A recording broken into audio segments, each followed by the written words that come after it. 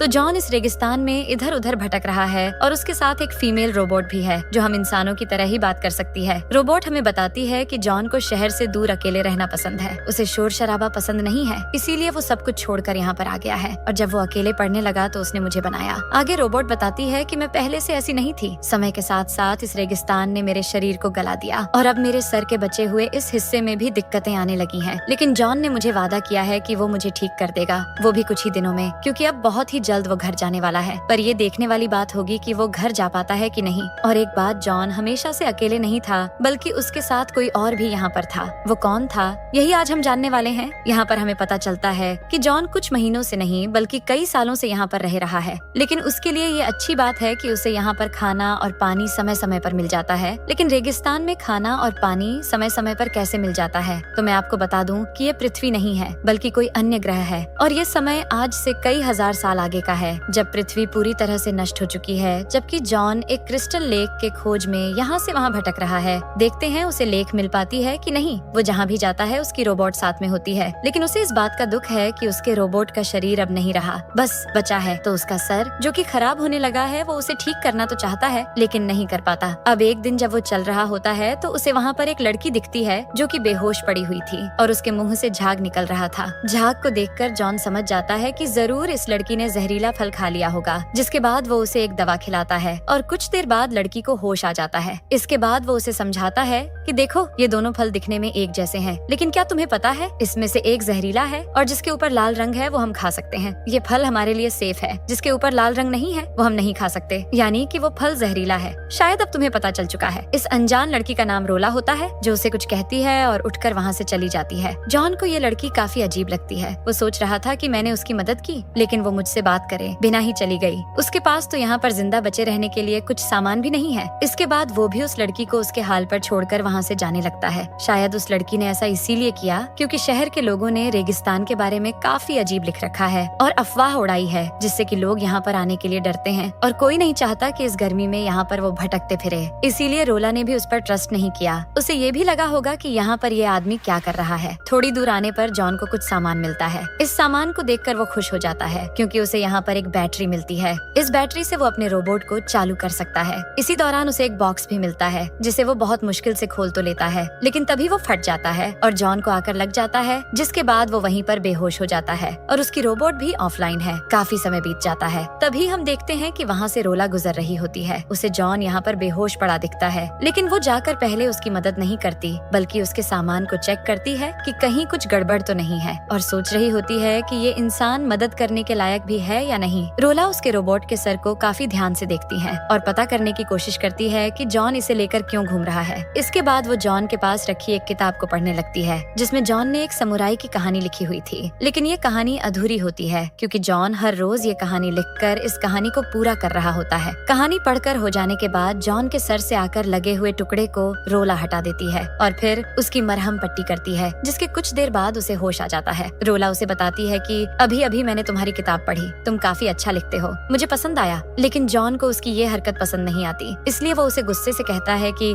देखो मैं तुम्हें बहुत प्यार से इस बार समझा रहा हूँ, दोबारा से मेरी किताब पढ़ने से पहले मुझसे इजाजत ले लेना। बिना पूछे मेरे सामान को कोई हाथ लगाए मुझे पसंद नहीं। इसके बाद रोला खाने के लिए फल ले आती है। उधर जॉन सामान में से बैटरी तलाश करने लगता है। बैटरी की मदद से अब रोबोट काफी दिनों के बाद ऑनलाइन आ जाती है। ऑनलाइन आकर ये फीमेल रोबोट जॉन को जिंदा देखकर बहुत खुश होती है। इसके बाद वो उसे उस क्रिस्टल लेक के बारे में पूछती है, क्या वो लेक तुम्हें मिली या नहीं। इनकी बातें सुनकर अब रोला को भी उस लेक में दिलचस्पी आने लगती है कि ऐसा क्या है उस लेक में जिसे ये लोग इतने दिनों से ढूंढे जा रहे हैं। इसी बीच जॉन का रोबोट फिर से ऑफलाइन हो जाता है क्योंकि वो बैटरी ज्यादा देर नहीं चलती। इधर रोला के सवाल खत्म होने का नाम ही नहीं ले रहे थे। वो बार बार उस लेक के बारे में पूछ रही थी, क्या सच में यहाँ पर कोई जादुई लेक है जिसे तुम ढूंढ रहे हो। तो वो कहता है कि नहीं, ऐसा कुछ भी नहीं है। और रही बात लेक की, तो इस वीरान जगह में लेक भला कैसे होगी। लेकिन अब रोला समझ गई है कि यहाँ पर कुछ तो बात है और कोई भी यहाँ पर ऐसे ही क्यों भटकता फिरेगा। इसके बाद जॉन बताता है कि मैं यहाँ पर इसीलिए आया था क्योंकि मैं शहर के शोर शराबे से परेशान हो चुका था। मुझे मेरे लाइफ में सुकून चाहिए था, इसीलिए मैं यहाँ पर चला आया। लेकिन रोला कहती है कि अब मैं भी तुम्हारे साथ चलूंगी, हम दोनों मिलकर उस जादुई लेक को जरूर ढूंढेंगे। यहाँ पर जॉन सोचता है और कुछ देर सोचने के बाद हाँ कर देता है। अब उसे एक कंपनी मिल गई है, जिसके बाद वो कहता है, मेरे साथ आना चाहती हो तो तुम्हें मेरी कुछ बातें माननी होगी। मैं जैसा कहूँ वैसा तुम्हें करना होगा। हम सिर्फ दिन में सफर करेंगे, रात को नहीं, क्योंकि यहाँ पर रात में खतरा है। और सबसे जरूरी बात यह है कि तुम मुझसे सवाल पर सवाल नहीं करोगी। रोला मान जाती है। इसके बाद इनका सफर शुरू होता है उस जादुई लेक को ढूंढने का।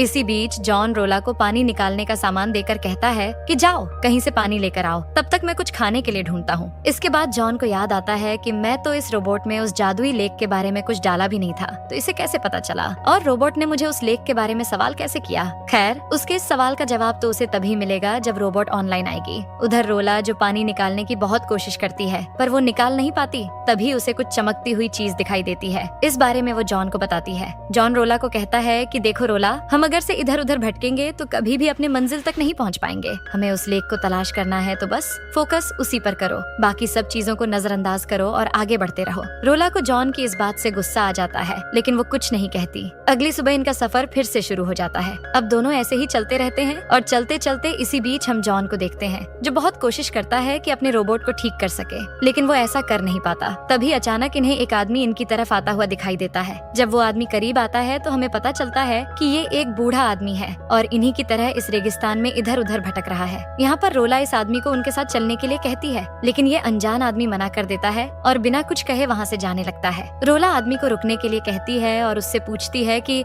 मुझे बताओ तुम यहाँ पर क्या कर रहे हो, और मैं जानती हूँ यहाँ पर कोई भी ऐसे ही नहीं भटकता। तब आदमी बताता है, मैं शहर से आया हूँ सुकून की तलाश में, लेकिन अब मुझे यहाँ पर भी अच्छा नहीं लग रहा है, इसीलिए मैं आगे जा रहा हूँ। ये बोलकर वो निकल जाता है। रोला को ये आदमी बहुत अजीब लगता है और खासकर उसकी बातें। इसके बाद ये दोनों शाम तक चलते हैं और उन्हें एक जगह पर कुछ प्लेन के टूटे हुए हिस्से दिखाई देते हैं। इसके बाद ये दोनों आज की रात यहीं पर बिताने का फैसला करते हैं। सुबह जॉन के जागने से पहले रोला जाग जाती है और दोबारा से उसी किताब को पढ़ना शुरू कर देती है, क्योंकि जॉन ने उसके आगे की कहानी को कंटिन्यू किया था, जिसमें उसने लिखा था कि उस समुराय को एक लड़की मिल गई है। यहाँ पर रोला समझ जाती है कि वो कहानी अपने ऊपर ही लिख रहा है, अब उसने इसमें मुझे भी जोड़ दिया है। तभी जॉन जाग जाता है। रोला जल्दी से किताब को छुपा देती है। इसके बाद ये दोनों एक मलबे में कुछ ढूंढ रहे होते हैं। तभी रोला को कुछ मिलता है। वो उसे जॉन को दिखाती है। जॉन इस चीज को देखकर कहता है, ये मेरे रोबोट के लिए एक दिल का काम करेगा। असल में ये एक सोलर पैनल चार्जर है जो कि बैटरी को चार्ज करने का काम करता है। इसकी मदद से रोबोट एक बार फिर से ऑनलाइन आती है और सबसे पहला सवाल करती है,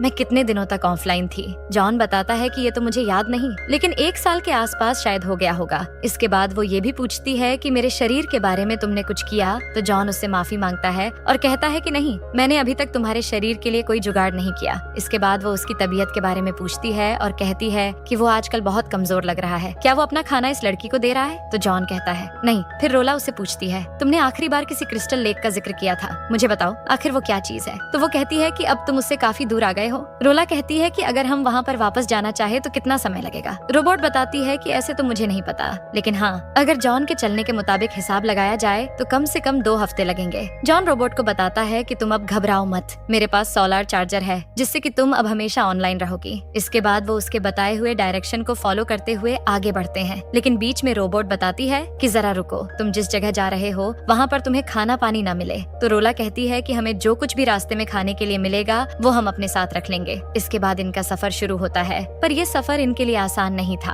अब काफी दिन चलने के बाद रोला अपने लक्ष्य से भटकने लगती है। वो किसी भी काम को लेकर सीरियस नहीं थी और फिर कुछ ही दिन बाद वो डिसाइड करती है वो पहले रोबोट को उसकी बॉडी बनाकर देगी। जिसे सुनकर जॉन कहता है, ये तुम क्या कह रही हो, क्या तुम्हें वो लेक नहीं ढूंढनी है। तो वो कहती है कि हाँ ढूंढनी तो है, लेकिन मैं ये अपने लिए नहीं कर रही। जॉन को उसकी ये बात पसंद नहीं आती, इसलिए वो उसे समझाने की कोशिश करता है, पर वो नहीं मानती। फिर रोबोट से पूछते हैं तो रोबोट कहती है कि तुम्हें पहले लेक को ढूंढना चाहिए, वही तुम्हारा लक्ष्य है, उसके बाद मेरी बॉडी बनाना। पर रोला को अभी भी समझ नहीं आया था। वो काफी जिद्दी किस्म की लड़की है, इस वजह से जॉन को उस पर कई बार गुस्सा भी आता है, पर वो कुछ नहीं कहता। अब कुछ दिन और बीत जाते हैं और इनके पास खाना भी खत्म हो जाता है, इसीलिए रोबोट उनसे कहती है कि तुम लोग ऐसे बैठे नहीं रह सकते, तुम्हें आगे बढ़ना होगा। लेकिन अब जॉन इतने दिनों में समझ चुका है कि रोला की जिंदगी का कोई मकसद नहीं है, वो बस यहाँ से वहाँ भटक रही है। लेकिन इसके बाद वो दोबारा से आगे बढ़ते हैं। एक दिन जब ये चल रहे होते हैं तो इन्हें कुछ फल मिलते हैं जो शायद जहरीले हो सकते हैं, इसलिए जॉन फल खाने से मना करता है, लेकिन रोला फल खा लेती है, पर उसे कुछ नहीं होता। इनके खाने की कमी तो पूरी हो गई, अब बस